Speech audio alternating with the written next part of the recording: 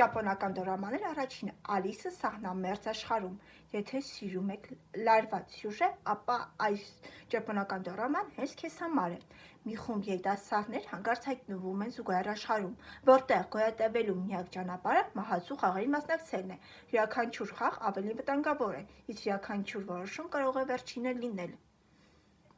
Երկրորդ դորաման ապակի սիրտ։ Եթե սիրում ես երաժշտական դորամաներ, ապա այս սերիալը հաստատ արժե դիտել։ Այն պատմում է մի տաղանդավոր աղջկա մասին, ով անսպասելիորեն միանում է հայտնի երաժշտական խմբին։ Սակայն հաջողության ճանապարհ հեշտ չէ, նրանց սպասում են դժվար ընտրություններ,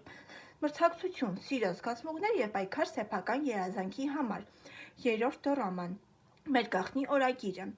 Երբ երկու դեռահասներ սկսում են գրել նույն օրագրում, նրանք նույնիսկ չեն պատկերացնում, թե այդ փոքրիկ գաղտնիքը որքան կփոխի իրենց կյանքը։ Սկզբում ամեն ինչ պարզապես հետաքրքրություն էր,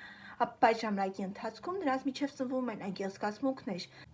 Սա գեղեցիկ պատմություն է առաջին սիրո, ընկերության և այն պահերի մասին, որոնք մնում են հիշողության մեջ։ Ճիշտ ու կոմենտներում